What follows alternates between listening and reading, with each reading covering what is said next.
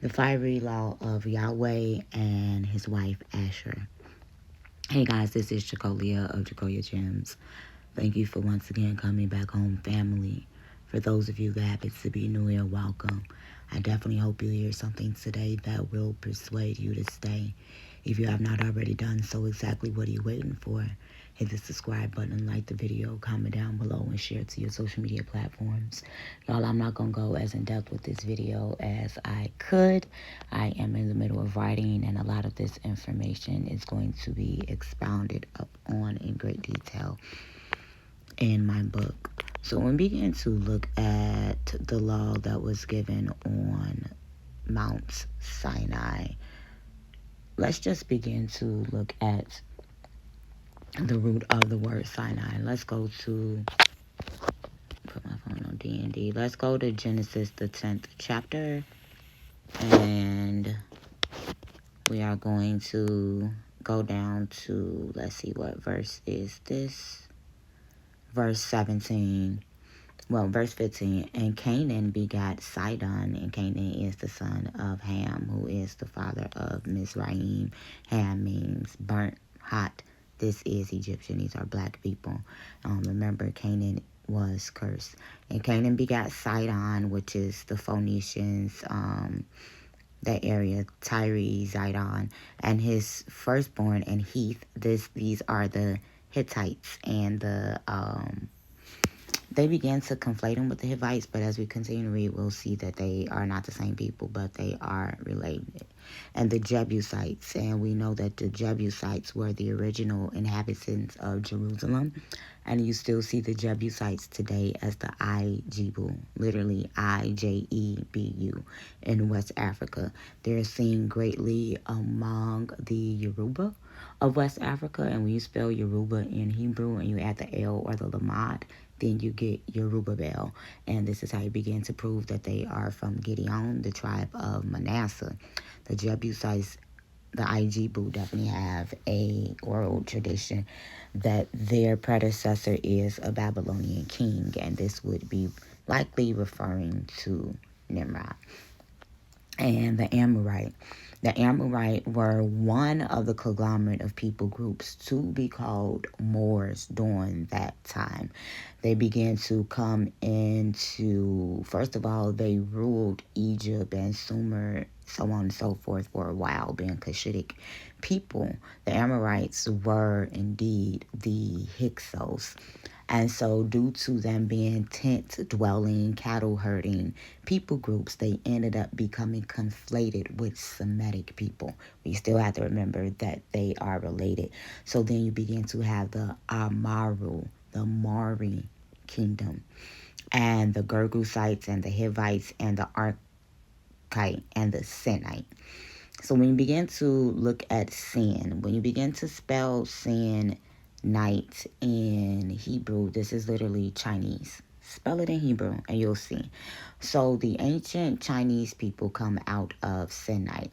It's essential to know that the Khoisans in South Africa, these are actually Horites mixed with Sinites. When you begin to look at the Horites, they are indeed called Hor or Khor or Khar in ancient Egypt, taking after their predecessor, one of their grandfather Ham or Kemet. His name can be spelled with a CH or the K as well, or just the H. So when we begin to see the Sinites, this is also going to give you your the worship of Sango or Shango, who is a deity in West Africa that we'll get into one day. You'll have your Sans people. This is where you begin to get the founding of the Sin and the Song dynasty in China. So when we begin to look at Sin, Sin is actually a moon god. So let's begin to see what they begin to say Sinai means in Hebrew. So some actually attempt to, it says that some scholars suggest a connection to the Mesopotamian moon god Sin, or the Sumerian Zen. Others propose a link to the Hebrew word Sana, which is the Samek, Nun, and H. And this means bush, y'all. This is very, very, very, very essential. This is referring to the burning bush of Moses. Sinai Peninsula is named after a mountain and desertous region. I have so many notes on sin and Sinai. And so it can also come from the root to mean thorn, prickly. And so when we began to, let's just read this. So when we began to look at the Yahweh text, it states that he was worshiping on Mount Sinai, and the Elohi text states that he was worshiping on Horeb. And when we began to look at the burning bush, this is supposed to be Kadesh. It's essential to know that Kadesh is also a feminine deity that's worshipped in the Near East. And we need to put things in their historical context versus how we begin to view them from our own finite thinking. It is believed that this also begins to talk about moon worship. And I really don't want to fully go into everything that I have because it's going to be a lot. When you begin to look at the prefix for the word Horeb, Horeb, which is the name of the mountain, we know that this does mean mountain. It also begins to be the same prefix as Horite, and Hori means free. This is also meaning sun. So the worship of the sun and the moon was present on Mount Sinai and Mount Horeb. These are just things that I'm pointing out based on language. And we have to begin to realize that when videos and things are being made, a lot of us are just reading sources. I know me myself. I'm reading sources, and if you get upset about the sources or if you ask certain questions, then I'd be like, oh, they didn't listen to the video because that was in the video.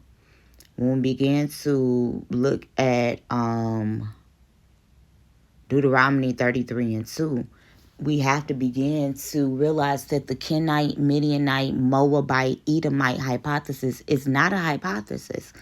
The Bible begins to tell us that Yahweh came from Sinai, and we just said that this is the mountain of the moon, the ancient Chinese, the ancient South Africans, the Horites, all of these people groups. And so when it says that he rose up from Seir, let me see if I'm going to pull up a little bit of my book and read part of this. Let me see. Bear with me, y'all, because it's a paragraph that I would like to read. If I can find it. So that we can go into the meanings of some things. Let's go. Okay, so I said that part already. We don't need to repeat that. I may not be able to find it because my book is on my phone. And I don't want to sit here searching. But it is important. Let me see if I could just find an article on it, you guys.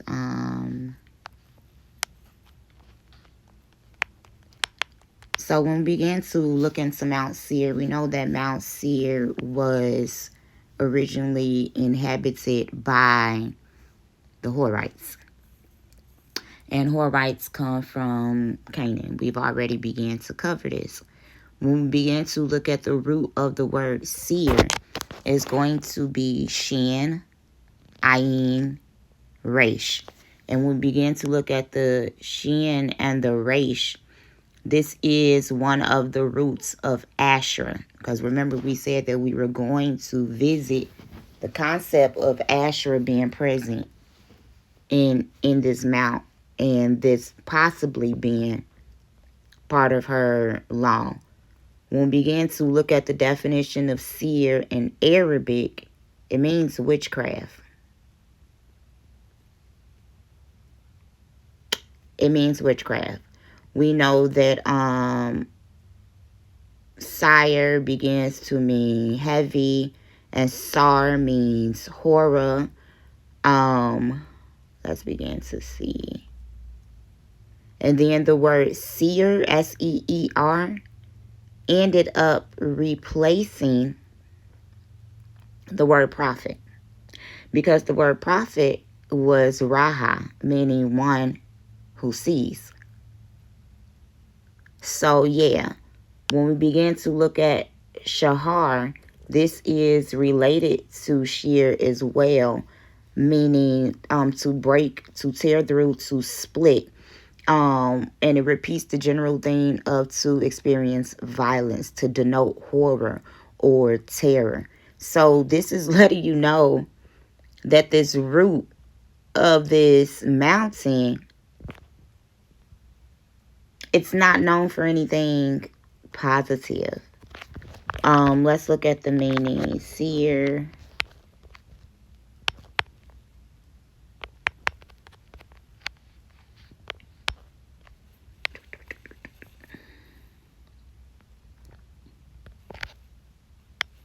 Give me 1 second.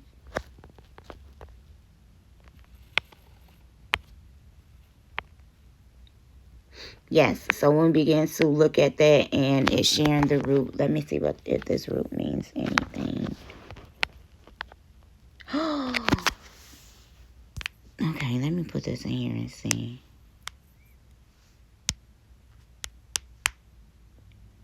Because Google Translate and Strong's Concordance don't always mean the same thing. So, Shur, Shin, and Resh means chief. It means ruler. And it means prince. So when we begin to governmental officials, so when we begin to look at the fact that seer and the root Shin and Resh are seen to mean horror and terror, and then the word Sar means prince or ruler. These are principalities that are coming from Mount Seir, and we're going to be able to prove this. So when we begin to look at him coming from Mount Seir, let's read just a little bit on the Kenite hypothesis. Just a little. We're not going to go all the way into it.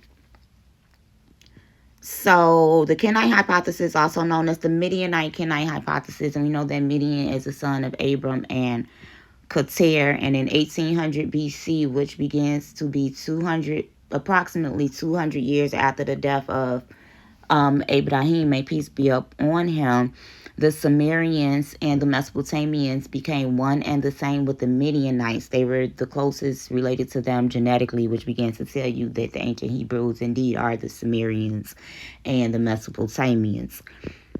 They began to continue the cult of what they already knew, and this was only possible because the belief systems of the Midianites and the Sumerians and the Mesopotamians became one and the same.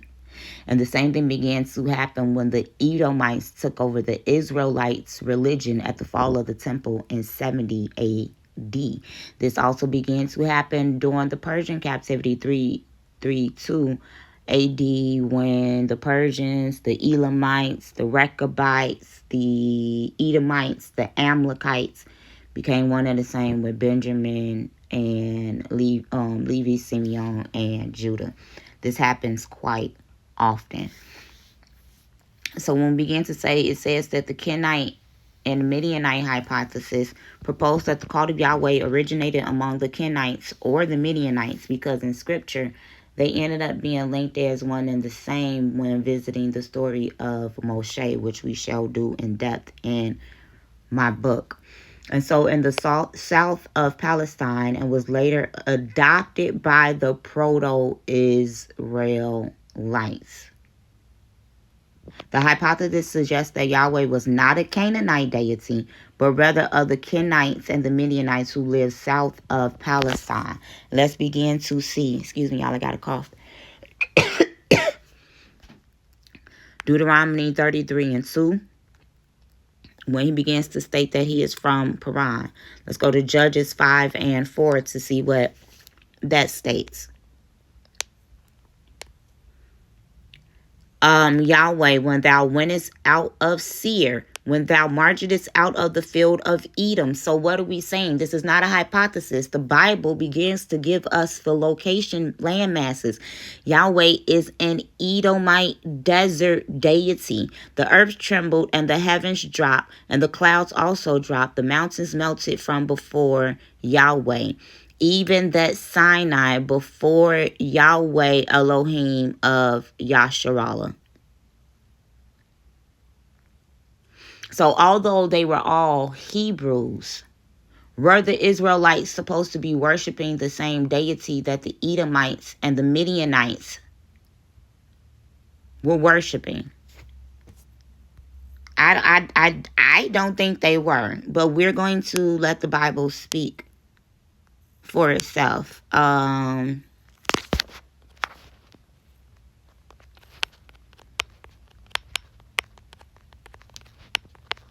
Because when the Israelites began to leave out of Egypt, they were not able to, they had to end up killing the Midianites for introducing them to the worship of Baal Peor. So as far as the Edomite marriage into the Israelites, since they were bloodline related, as well as with the Egyptians, we can marry Edomites and Egyptians after the third and fourth generation. This is due to the fact that they entered into the covenant on Mount Sinai, as well as the mixed and mingled multitude. And anyone who did not keep his law up until the third and fourth generation would consider to be cursed. And after that curse is lifted, then they could enter into his temple. When I was listening to a young woman give her testimony on denouncing being a Delta, she stated that in their Delta law book, that they said that if they do not have a family member join the Deltas by the third and fourth generation, that they would end up being cursed. You guys, we ain't even going to get into all of it. I'm telling y'all, this book is going to be what it is. Deuteronomy 23, 8 through 9. Let's go get that to read it in our hearing. Let's see. And it begins to say, the children that are begotten of them shall enter into the congregation. 7. Deuteronomy 23, 7. Thou shalt not abhor an Edomite, for he is thy brother. Thou shalt not abhor an Egyptian, because thou wast a stranger in his land. The children that are begotten of them shall enter into the congregation of Yahweh in their third generation. Therefore, it's letting us know that the Edomites and the Egyptian had a covenant with this deity too. And this is due to the fact that he was their deity first. This cannot be denied. This is what the Bible is even teaching. Habakkuk 3 and 3. This is literally what the Bible is saying. I'm not creating any of these scriptures at all. Habakkuk 3 and 3. Yahweh came from Teman, and the Holy One from Mount Paran. So this began to say something about southern Palestine, so on and so forth, right? So let's see where Paran is. The desert of Paran. So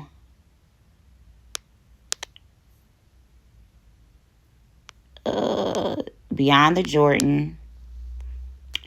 So the desert of Paran is associated with Mount Sinai in Egypt, but there is some evidence that it may originally have refer to the southern portion of the Sinai Peninsula. Some have begun to suggest on today that this is the Western Arabia, and that they saw a Nabatean inscription. And we know that the Nabatean are descendants of Naboti, which is the son of Ishmael. And we begin to see the Nabateans and the Edomites in the Greco-Roman period of like 400 to all the way during the time of Yahushua, end up being married into one another, as well as married into the Benjamin, Levi, Simeon, to begin to take over the priesthood. So by the time we get to the Herodian dynasty under Herod, these are Nabatean, Edomites, and mixture of Israelites and the converts. So we begin to see it is showing us that this is the origins of this deity and these people groups. This cannot be denied. So when we begin to look in the Hebrew of Deuteronomy 33:2, it begins to say that Yahweh came from Sinai and he rose up from Seir to them. He shined forth. I'm not even going to get into that word shine right there because I'm going to do some exegy on it. From Mount Paran, we already stated where that was. He came with 10,000 of holy ones. So this says a myriad from his right hand and a fiery law for them. When we begin to look at that word fiery law right there, this is going to be the Alf, Sheen, Dalet, Tov. And so the Sheen, Dalet, Tov.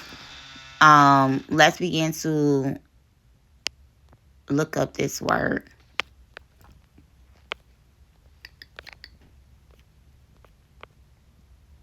I have it somewhere already. So this is going to be the word Asherah. And for those of you who already know, this is literally identical to Asherah, but it's a D right there instead of a R. And we're going to see if there's any linguistic connections as to why people said that this originally said Asherah, or if we don't even have to change that to begin to link this to deities outside of the Israelites. So when we begin to look at Ashad, the word that's used right there, the Alf, Shin, Dalet, Tov, this word is going to be fiery, long, but this word is going to go into a slope and a ravine. It is related to a slope and to ravine, a overflow or a pouring out. Let me see this article.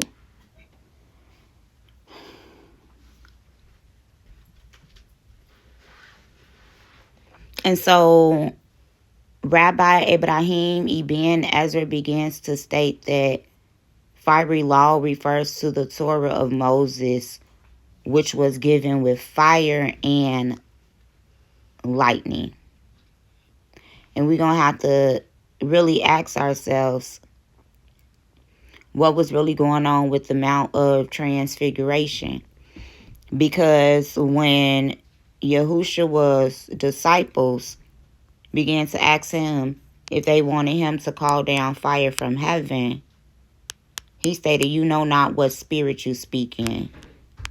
And when we began to look at the Bible, we see that Moses and Elisha were the one who called down fire from heaven, and these were the ones who began to appear on the Mount of Transfiguration. Then a voice from the heavens stated to listen to Yahushua only. So this was a doing away with that which was stated. Okay, so let's stand corrected when it comes to the fiery law, but I am going to bring out the Ashdah. So when we begin to look at the fiery law, this is going to be the Alf, the Shin, the Dalet, and the Tov. So when you begin to look at the root, this is going to give you Chad, the Shin, and the Dalet. And so we going to focus, when you look at Ash, this would be related to Ish. And Ish means husband. When we begin to look at Dath, D-A-T-H, this is law or decree. So this would be looking at a marriage. And we know that the marriage of the bridegroom is a theme throughout Scripture. Therefore, it will not be a reach. It will be cultural to begin to state that we understand why people say that this is the law of Yahweh and Asherah, just based off of basic linguistics. When we begin to look at Ish, Doth, and the Greek, this is going to give us Nomos in Greek. This is how stuff begins to line up. And the word pride, this will begins us to give us fire. When we begin to look at the Nomos and West African construct, the Dogon people began to state that the creator deity who made the material world began to make Nomos, or water spirits, who were able to create and to divine. Therefore, when we begin to look at water and fire used in the biblical concept, we see that ritualistic baths for fertility purposes and baptisms are known in West Africa and Native Indian concepts. When we begin to look at water and fire in the New Testament, specifically Matthew, the 17th chapter, let's just go to Matthew 17. We don't have to. So, mind you, Yahushua was on the mount and his face shone and was transfigured. We're going to come back, get into all of this one day. And there appeared unto him Moses and Elijah. Now, we already know that in the book of Kings, we see that Elijah called down fire from heaven. And I believe it's the book of Deuteronomy. Moses began to do the same thing. And so they wanted to set up 3 tabernacles to Moses and Elisha. And then a voice from heaven overshadowed them and began to say that Yahushua is the beloved Son, in whom I am well pleased. Hear him. Hear him. And Yahushua told them, don't tell nobody what you just saw. Because this was the doing away with Moses and Elisha. And do you know what that means? That would have got them murked. It was a lot that Yahushua began to talk to them about in private, that without the knowledge or the gnosis, we began to miss so much. So he began to say, tell no man about this vision until the Son of Man be risen again from the dead. And so then we just going to continue out the band. But when you begin to go down and you see this boy that is afflicted, in the 15th verse of Matthew 17, it begins to say that his son is a lunatic. The root word of the word lunatic is luna, which means moon. And so they believe those who howl at the moon, those who begin to worship the moon, that the moon phases and the moon cycles has influences on psychological as well as physical illnesses. So when we begin to see the word Luna, it even goes into Selena. And we know I'm Celine, and we know that the name Selena is a Spanish name. And this is going to go into epilepsy. The root of this is Celis, S-E-L-A-S. And this literally means bright flame. This is fire in the nervous system that was causing these epileptic fits. And he was throwing himself into the fire and into the water. So if these nomos are known to be water spirits that gives out the laws in the Dogon concept, we're going to begin to go into a video one day to see we can actually go into it today, but I'm not going to do that. The Nomos began to, the Ema, who is the god of Amma, Amma, of the Dogon. And Ema means horror or terror. The same thing that seer and sire and all of those roots began to mean came over Abraham. And he began to have a vision concerning what would be done to those animals that he was told to select out, but he did not slaughter as a sacrifice to set up a Levitical priesthood like Moses did. So when we began to look at the fire and the water, these are considered to be unclean spirits based off of Yahushua's concept. And Yahushua rebuked the devil, and he departed out of him, and the child was cured from that very hour. I'm not making this up at all. So then when we do go to the word Asherah, the one that I was telling you guys about, the fiery slope. Let me see if I could get it big.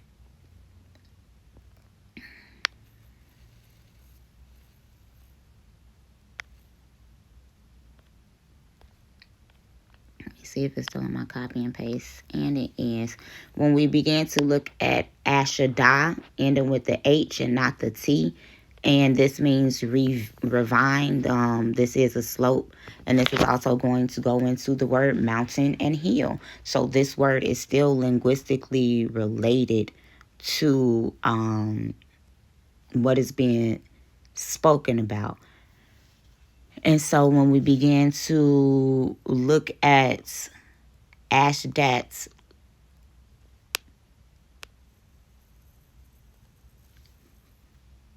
Ishdath, meaning fiery long. Ish, meaning fire.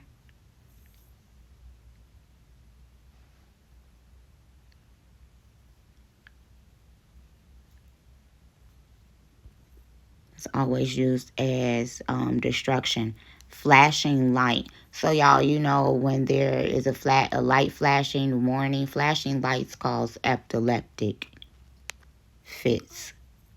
When we begin to look at death, this is a Persian word that made it into the scriptures. It begins to state that this term is most frequently associated with the laws and decrees of the Persian Empire, as recorded in the biblical books of Esther and Ezra. Bible Hub says this, not me. So anything that's outside of the constructs of the Israelite. The decrees issued by Persian kings were binding and carried significant weight, impacting the lives of the Jewish people during this era. So this is letting you know that this is a scribal insert in the time of the Persian, which is going to line up historically with the book of Isaiah being influenced, stating that I created good and evil, all of these other things. Jeremiah 8:8 began to let us that the law of the scribes has made the Torah in vain. So let's look at this root Chad, which is going to be the Shin and the dialect.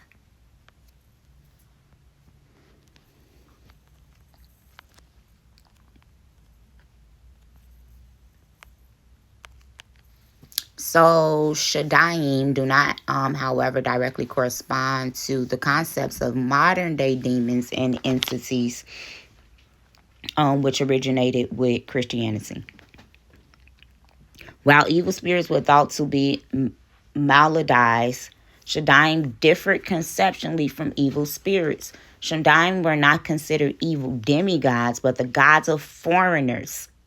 So as we forestated, the Persians, whom are known to be Zoroastrians, who began to work and wield with fire as their main concepts of communicating with the deities, the Midianites, the Edomites, the Rechabites.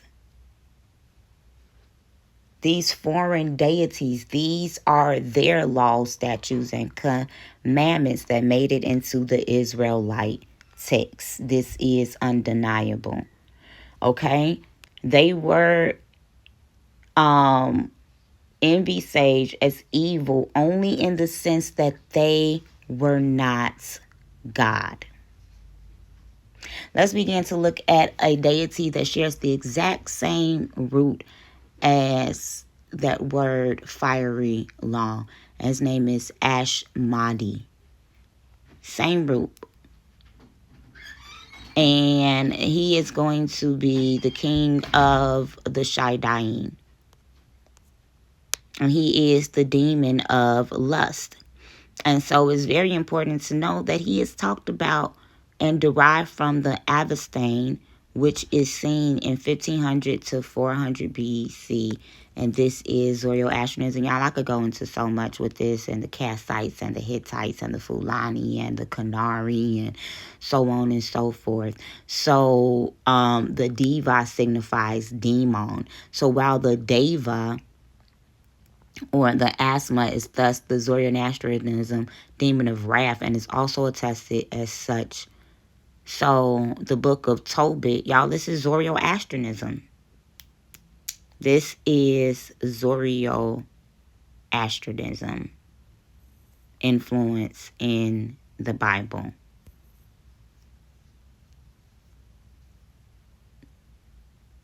So the Shadaim began to appear in Psalms 106 and Deuteronomy 32 and 17.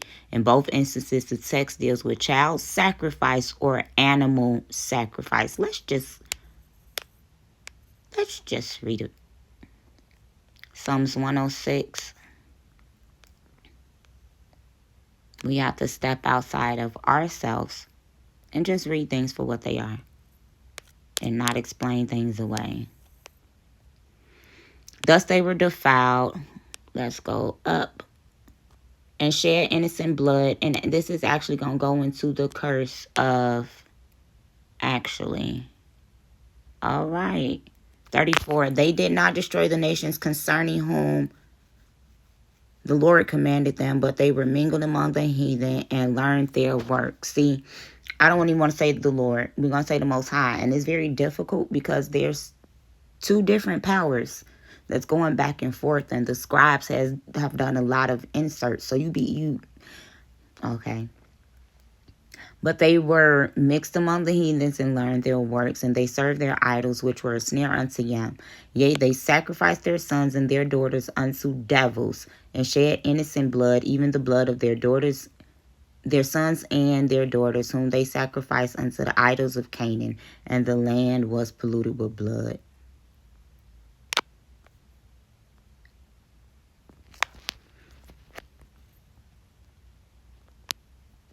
Deuteronomy 32 and 17 begins to state the same.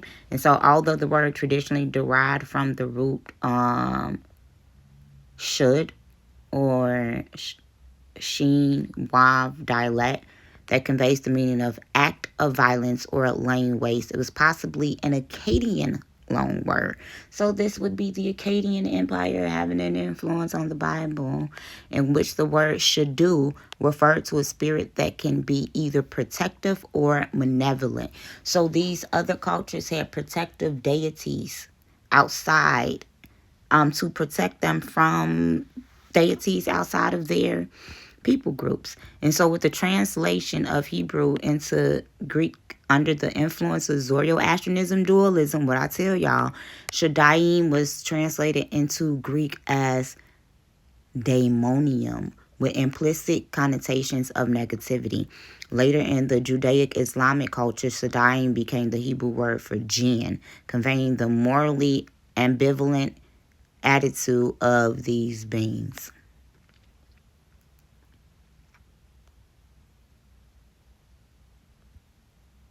So even in the root of the word used for fiery law, This matters. And you see that it's spelled a whole lot like Asherah. Let's begin to see if it's possible in the Hebrew language that these words could have even been mixed up. Let's see the relationship between R and D in Hebrew to see if this could have actually said Asherah in the beginning without ever saying fire law. But I extra cheesed that just for fun. In Hebrew, the letters dalet or D and H or R can sometimes be phonetically interchangeable or have similar sounds, especially in certain dialects or historical contexts, leading to textual variance where one letter is used instead of the other. The Hebrew letters represent sounds that can be quite familiar, and in some cases they can pronounce almost identical, especially in certain do-do-do-do. So yeah, they can be interchangeable. Just as the dialect and the tov, or that th that we were just talking about, can as well. It literally says that the word David, meaning beloved, can sometimes be written as Ruth. Y'all, ain't that amazing? Because isn't David from the bloodline of Ruth? But it's the fact that that T at the end of Ruth, that TH, can be interchanged with that dialect, and that resh at the beginning of Ruth can be interchangeable with that D in the beginning of David. So you see how this begins to all line up? And so Asherah and Yahweh are definitely outside of the constructs of the Israelites. Water and fire are seen as unclean spirit. The doing away with Moses and Elijah was due to the fact that they was doing some things that they had no business doing. Yahushua began to come and to warn us, and I have a whole bunch of information on this. The Nomos, or the water spirits, which are outside of the constructs of the Israelites, and their goddess by the name of Ema, whose name means terror, the same name, the same definition of seer, which is related to Chad, which is these deities outside of the Israelite customs. Then we'll begin to look at the marriage between Yahweh and Asherah. Y'all get it. Y'all smart. This is Jacoya.